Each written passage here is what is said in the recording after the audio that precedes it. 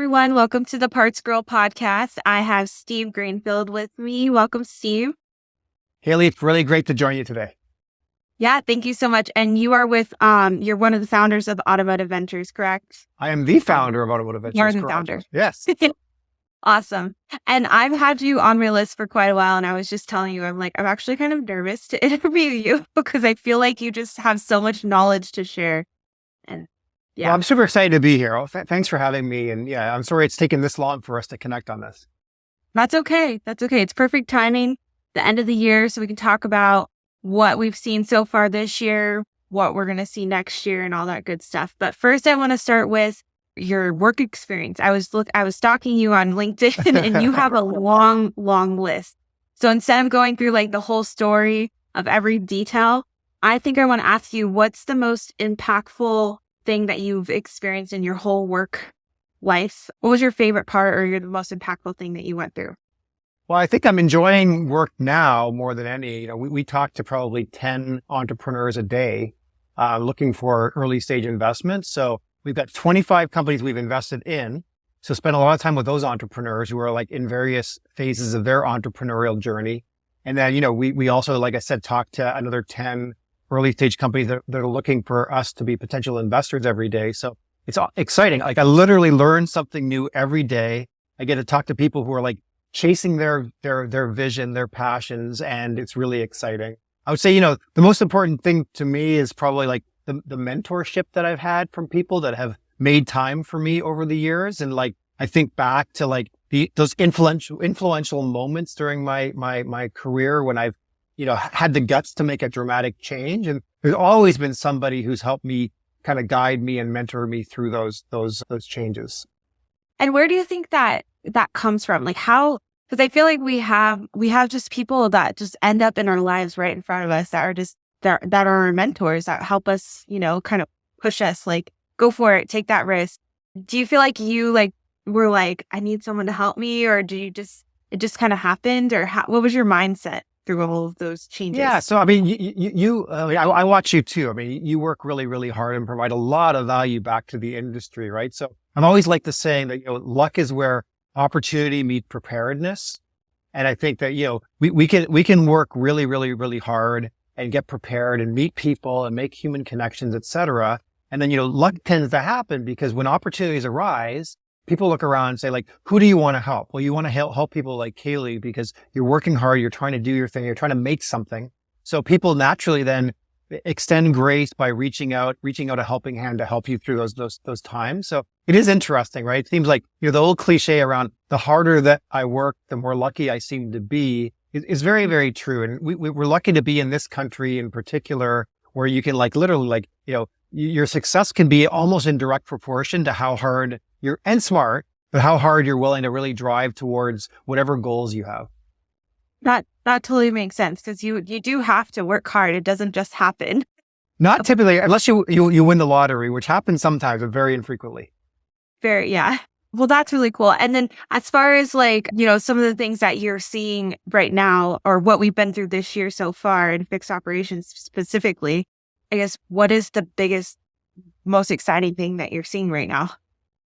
Yeah. So I think, we came through this experiment with COVID, and, dealers both on front end gross and back end gross with fixed ops have been more successful than they ever imagined, right? So grosses have been really, really good. And we're starting just to continue to see that come down to earth.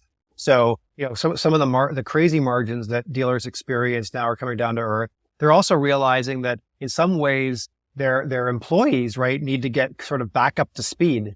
They become, in many cases, order takers and haven't had the hunger to go generate new business, et cetera. So I think that's the biggest transition I've seen this year is we're getting back to a more normal, more pre-COVID-esque state. And I think a lot of the dealers are having to react to that. And there's big implications on human capital at the dealership. Yeah, no, I feel like I'm seeing that too. And you made a good point as far as we all need to focus on that stuff, continuing to generate the business. Because I think during COVID, it got slow, but then it also got really busy and things were just kind of happening and not really trying. Well, yeah, not really trying. Everyone was having record months, right? Right. And we're how is this happening? And now it's kind of like we need to keep that momentum. Is that kind of what That's you're exactly saying? right. Okay. Yeah. And it's folks like you out there, you're doing what you're doing to help people ensure that they stay very skilled and sharpen the edge of their employees in terms of making sure they're competitive. Yeah. Okay. And then what about next year, 2024? Like, what are we going to see? What do you Well, think? I think that, we're going to see going into sort of NADA and early next year, we're going to see sort of a lot of focus on AI, right? It's kind of like an overused term. I think every single vendor that's trying to sell into a dealer is going to be talking about AI, et cetera. I think of it more practically, right? I mean, AI or not, we're going to help dealers do more with their current folks, right? If we can go to a dealer and help them be more productive with their current employees, that could be through training, it could be through software tools, it could be through whatever, but you're really trying to help their current employees be more effective because there's going to be this pressure to do more with your current employee base, do more revenue, take out costs, et cetera. I think that's really where I see a lot of potential next year is like, how do we just make everybody more efficient and more productive? Yes, absolutely. So do more with not less, but do more with what you have, Yes. basically, and be Yeah. more efficient. And you made a great point too, is that could be through training or technology or the two, because it's just taking a look at where you're at with your dealership, because not every dealership is in the same spot. Exactly right. Yeah. No two dealers look alike. And yeah, so sometimes you need training for employees. Sometimes your employees are awesome and they just need like a competitive edge through some incremental technology. Exactly. Yeah. And then as far as EV goes, because that's also a topic that we always talk about. And I feel like AI come out, like passed it up a little bit. Right. Yeah. So what are you seeing with AI and not AI, EV and fixed operations? How is that going to change? It's starting to change, but how is it going to continue to change and evolve? Yeah. So I think a few things. So one is we haven't seen as quick consumer adoption of EVs as we would have expected, right? So I think there's less fear now that suddenly EVs are going to dominate and take over the world, et cetera. So there's that, which is frankly good for franchise dealers because, there's going to be it's going to take longer for EVs to get penetration in all those vehicles in operation. But having said that, I think, with an EV, the service intervals are a lot longer, right? So you sell a consumer an EV, they don't need oil changes, they don't need spark plugs. The service intervals are longer. They may come back more frequently for tires because the cars weigh more and have more torque. So if someone aggressively drives, you burn through tires quickly. But we also know that consumers aren't particularly loyal back to their dealer around tires. They may go to some tire shop. But so on an individual vehicle by vehicle VIN basis, you're going to see that car less for service. But the interesting thing is, I think the countervailing tailwind will be the fact that the cars are going to increasingly be harder to work on. So you're going to need specialized technician skill, specialized software codes to access these cars. You're going to need specialized tools to work on them. And as a result of that, I think there's going to be far fewer consumers at the end of the warranty period going to independent repair shops. So while a dealer might say, EVs aren't good for me because I'm going to see each individual customer less frequently, you're going to see that defect rate at the end of the warranty period where consumers typically go off and get their car serviced at an independent repair shop, that's going to start to dry up and go away. And you're going to see much more loyalty for those older cars back in the service bays of the franchise dealer, which I think, net is going to mean franchise dealers are going to be busier than ever. So it's going to be interesting to see how this plays out. But I think that, on a car by car EV basis, you'll see them less frequently. But as you start building up these EVs, I think you're going to see more EVs coming into your shops than ever before. Yeah, because I see your point, because those independents aren't going to have the certifications and things like dealers do, or dealerships are going to be more of the trusted resource to work on those vehicles. Yeah. So I would say, think of your phone, right? So with your phone, where do you go to get your phone service? It's a very complex technology device. You probably bring it back to the Apple store, or the Google store. I think the same thing, the consumer is going to think, I don't really trust the independent repair shops to work on my vehicles. And to your point, the technician skill needed is going to be very specialized. And the tools that the technician need are going to be very specialized for each individual automaker. So the days of the generalist, wrench turner at an independent repair shop are going to start to go away as we get more EVs on the road. That makes sense. But then on the flip side, the consumer isn't as adopting them as quickly as anticipated. So it's going to take a lot longer. That's right. Yeah. And that's exactly right. And the last thing, closer to your world is like what's going to happen to parts, because some of the consulting firms believe that, because the drivetrain on an EV is much less complex, right? I mean, I have this diagram that I typically show with the drivetrain of an ICE vehicle, internal combustion, has 2,000 moving parts. The drivetrain of an EV has like 20. So, from a parts standpoint, I think the automakers will be selling less parts and the dealers will need to stock fewer parts for their EVs. But back to your point about loyalty, it means that you'll be selling more of those parts because there'll be fewer of those EVs, those used EVs going to independent repair shops. Absolutely. Yeah. That's a great perspective. And I see it going that way, just taking a little bit longer than we thought. Because everyone was like, EV, it's happening now. Yeah. Yeah. And then I think AI's kind of passed that up with all the things that you can do with it. We could go down to so many different avenues with AI and how the industry can utilize it. Because, techs can utilize it, AI, the vehicle, everything. There's just so much to it. And there's so much possibility, I feel like, with AI. I agree. I think, we'll see just practically, we'll see individual employees will be much more productive because they'll be able to lean on AI to do a lot of the mundane tasks, reporting, getting data instantly, relevant data quicker, et cetera. Yeah. But what are the concerns though? Because I know as far as the data goes, there is that concern that it's not that accurate. Like it doesn't fully produce, you can't fully trust it. Right. What are you seeing or how are we trying to fix that? Yeah. I mean, so they call these hallucinations by, ChatGPT or whatever, where they just fabricate things that are clearly false, like making things up. I think, that's, I'm presuming that's a glitch, a short-term glitch, longer term. We won't have that. But I think, think about an automaker. If an automaker takes all of their repair data from the past and then points one of these AI bots at only their data, and they know that it's clean data and it's good data, then there should not be like hallucinations. Let's hope for that. So I think you're going to see more of that, where these learning models, they point these AI intelligent bots at, specific data sets that they know are good and high quality. And then hopefully these hallucinations, these errors go away.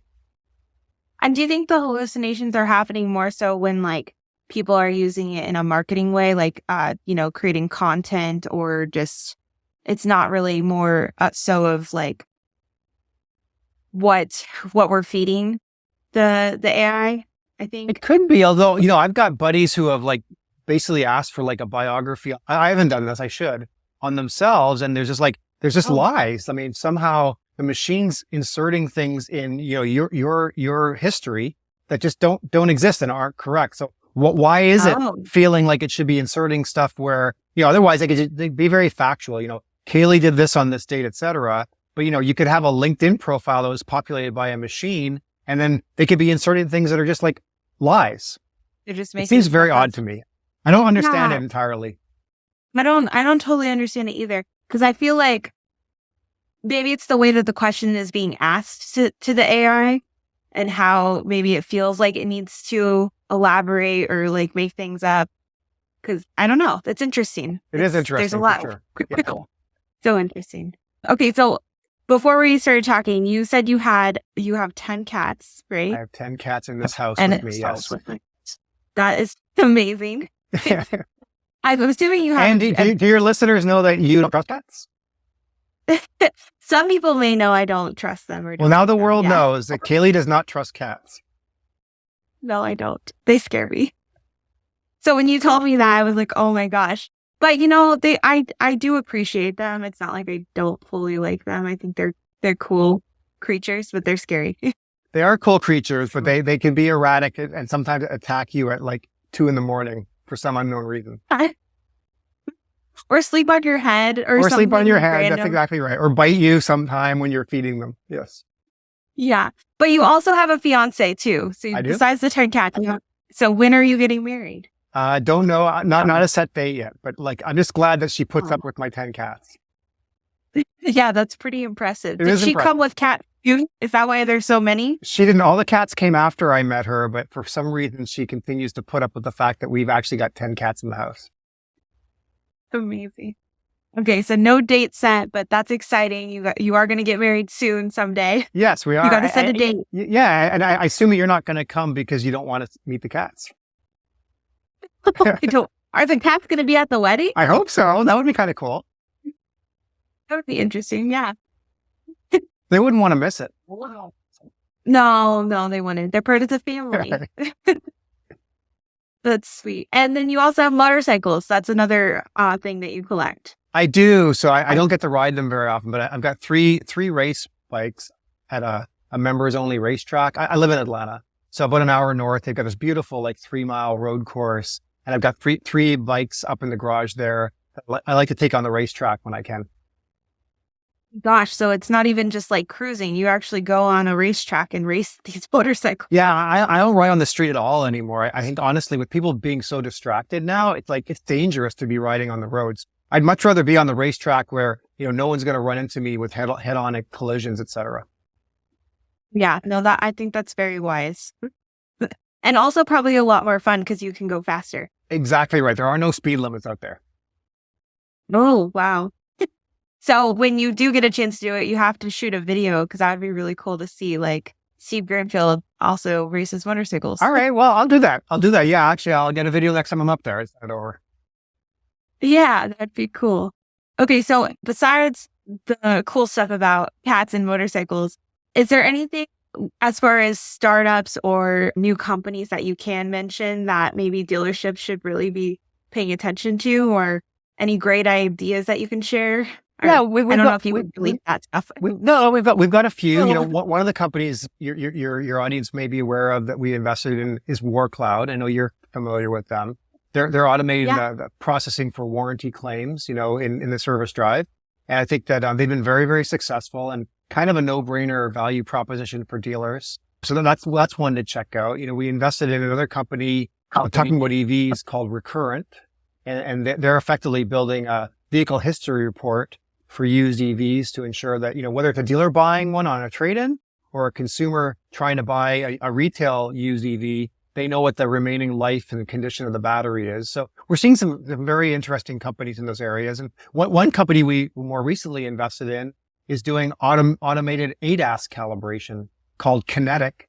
And very interesting, using robots to literally, speed up the time for ADAS calibrations. And dealers are using those to make a lot more money on the ADAS calibrations because, the average car now has something like 30 sensors, radar, cameras, et cetera. So every time there's a collision repair or you're replacing a windshield, you need to recalibrate those cameras and LiDAR and radar. And it can be really expensive and time consuming. I'm sure many of your listeners know that. Within the fixed ops area of car dealerships, you can turn that into a really nice, efficient, profit-making operation by partnering with folks like Kinetic. So that's a cool one, and we'll get you some footage of that robot in action. Yeah, that's so cool. So there was one actually company that came to mind when you were talking about robots and I don't know if it's an actual robot, but they started with auto detect or detect a. Now I can't think of it. I think it's just auto detect. Okay, I'll find it for you. Okay, great. But they were like, their whole thing was it was fans, and the fans were like just following the mechanics around. But then they realized how much data they were capturing, and they were able to find bottlenecks in the process to really help mechanics be more efficient. And I think they have so much opportunity because they could even probably help with like figuring out what parts are needed for certain jobs with with AI technology, because they're seeing everything in the shop. I agree. I think, there's a great example of, technology, call it AI or whatever it is, but like robotic or automated helpers, right? That just allow a technician to be much more efficient by anticipating what they need, making sure the parts are in stock, the parts are like co-located with them. They don't need to be roaming around. They can be under the car working more productively.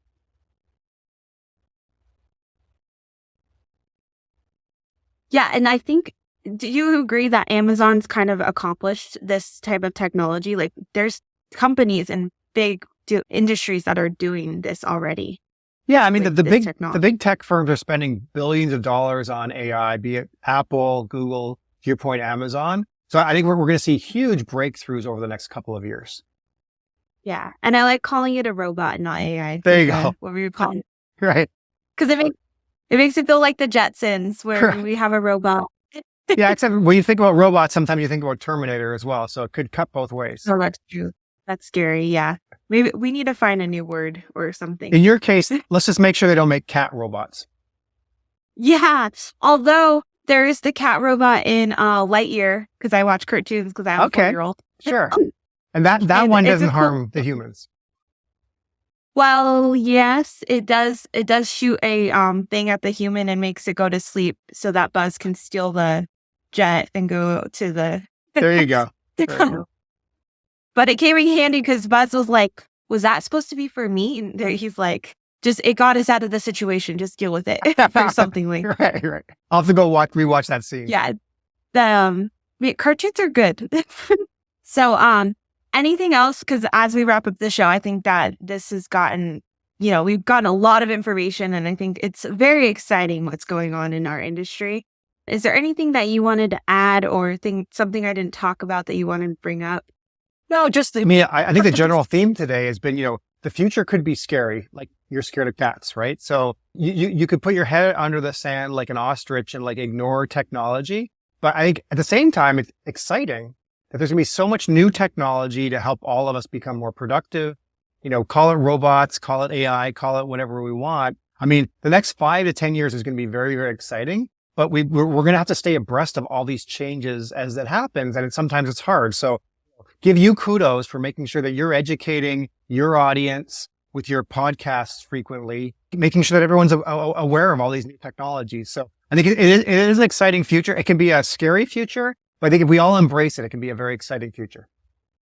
Absolutely. And I do think we are embracing it too. Like if you think about the way that our phones have changed our lives, like it's completely changed the way we do things.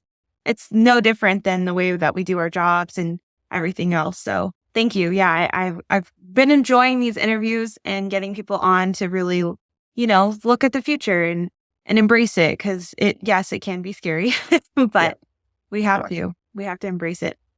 Well, thanks, Kaylee. Thanks for having me today. And I am going to send you cat pictures because my hope is over time, we can reduce your fear of cats. That'll be my goal. Yeah, that'll be hard, but send me pictures because actually my friend has a few cats and she sends me them and I'm like, okay, they're cute, but they're still scary. We'll have to work on that. We'll work on it. Well, thank you so much, Steve, for coming on my show. Kaylee, thanks. It's always great to catch up with you and thanks for having me.